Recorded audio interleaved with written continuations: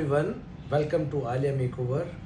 मैं आज जो सब्जेक्ट लेके आया हूँ आपके लिए वो बहुत ही इम्पोर्टेंट है कि बहुत सारे लोग हमारे को पूछते हैं कि हमारा मेकअप गॉडी क्यों हो जाता है, पसीने से धुल क्यों जाता है, पसीना होता है तब हट क्यों जाता है। तो उसके बारे में मैं आपको बताना चाहता हूँ कि क्या होता है कि बहुत सारे टिप्स हैं इसमें कि अपने को क्या नहीं करने से ये सही होगा।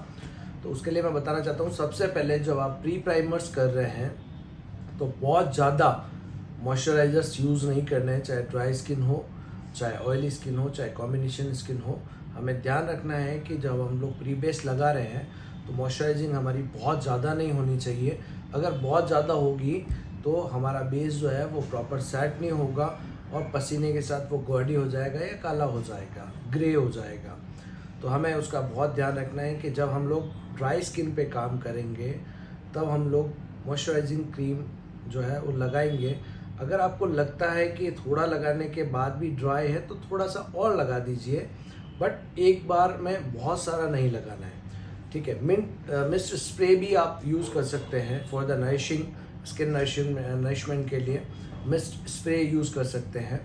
और उसके बाद आपको सिलिकॉन बेस जीरो पोर्स जो है वो यूज़ करना ही है। उससे क्या होगा कि जितने भी पोर्स आपके स्किन के ओपन हैं वो सारे पोर्स जो है वो उनका लेवल एक जैसा हो जाएगा और आपका बेस जो है बहुत अच्छा लगेगा। फिर दूसरा जो रीज़न आता है कि क्या होता है कि जब गर्मी है या बारिशें हैं, जब उमस बहुत ज़्यादा है या गर्मी बहुत ज़्यादा है तब हमें बेस को थोड़ा सा स्ट्रॉन्ग बनाने का रहता है जिससे कि वो टिका रहे। तो उसके लिए क्या होता है कि हमारे फाउंडेशंस जो है वो दो तरह के आते हैं, एक ऑयल बेस होता है, एक वैक्स बेस होता है। तो जो भी वैक्स बेस्ड प्रोडक्ट है उसको आप गर्मियों में या फिर बारिशों में यूज़ कर सकते हैं। वो थोड़ा सा थिक आता है, तो जब भी आप उसको यूज़ करते हैं लोगों की कंप्लेन आती है कि डर्मा जो है वो बहुत ज़्यादा स्टिकी होता है, तो वो ब्लेंड नहीं होता है प्रॉपर। तो आपको क्या करना है कि जब भी आप डर्मा यूज़ कर रहे हैं तब आपको उसे बहुत अच्छे से अपने हाथ की हीट देनी है। हाथ की हीट देने के बाद आप उसके यूज़ करें तो बहुत अच्छे से सेटल होगा वो। और उसके बाद आपका बेस जो है वो कहीं भी नहीं जाएगा।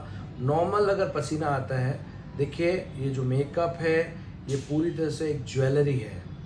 मेकअप एक ज्वेलरी है, तो मेकअप के लिए हमें क्लाइंट को समझाना है कि मेकअप है क्या और इसे किस तरह से बचा के रखना है। क्योंकि क्या होता है कि जब पसीना बहुत ज़्यादा हो रहा है, जब ह्यूमिड बहुत ज़्यादा हो रही है, क्योंकि जब टेम्परेचर 45, 47 या 50 अराउंड चला जाता है और अगर उस समय आपके रूम में एसी चल रहा है और 5 लोग 10 लोगों ने आपको घेर लिया तब भी आपको पसीना हो सकता है। तो स्पेशली ध्यान रखें कि जब भी आपका रूम जो है वो एकदम चिल्ड होना चाहिए। आप एसी के सामने जब ज़रूरत है आपकी फंक्शन में जाने की तभी आप जाएं, अदरवाइज़ आप ठंडे इन्वायरमेंट में रहें। और उसके बाद अगर पसीना होता है तो क्लाइंट को आप समझाएं कि आप अवेयर रहें कि आपको किसी भी तरह का कपड़ा, टिश्यू, ये चीज़ें यूज़ नहीं करनी है। आपको पसीना आ रहा है, स्वेटिंग हो रही है, सबसे ज़्यादा स्वेटिंग फॉरहेड, नोज एरिया, चिक एरिया या लिप्स के ऊपर साइड में, अपर लिप के वहाँ या चिन पे, यहाँ ज़्यादा होता है। तो अपने क्लाइंट को समझाएं कि उस समय आपको ये ध्यान रखना है कि आपको उसे किसी से डैब नहीं करना है। आप अच्छे से किसी भी फ़ैन के सामने, कूलर के सामने या एसी के सामने खड़े हो जाएं और वो नेचुरली ड्राई होगा तो वो अपनी जगह सेटल हो जाएगा। और अगर वो टच करेंगे तो वो ट्रांसफ़र हो जाएगा। और ये केसेस में अगर आप लिक्विड फाउंडेशन में जाएंगे तब ये केसेस ज़्यादा होते हैं कि वो ट्रांसफ़र होने का रीज़न। बट अगर आप डर्मा में या फिर हुडा में या फिर किसी भी जो थिक फाउंडेशंस में जाएंगे तो ये प्रॉब्लम आपको कम देखने को मिलेगी। दूसरा, पाउडर बहुत अच्छे से करें कि पाउडरिंग जो है वो बहुत अच्छे से सेटल करती है। और कभी भी अगर ऐसा हो कि आपके क्लाइंट को, तो आप उसको समझा के भेजें या फिर उनको कोई कॉम्पैक्ट पाउडर दे के भेजें कि आपका जब अगर बहुत ज़्यादा आंसू आ गया या बहुत लाइन सा हल्का सा क्रिएट हुआ है अगर कुछ ऐसा, तो उसे छेड़ना नहीं है। ड्राई करने के बाद आप पाउडर पफ लें और जनरली उसको हल्का सा मर्ज करें, वो ऑटोमेटिकली सही दिखने लगेगा, बहुत अच्छे से सेटल हो जाएगा। तो ये सारी जो चीज़ें हैं इनका हमें बहुत ध्यान रखना है।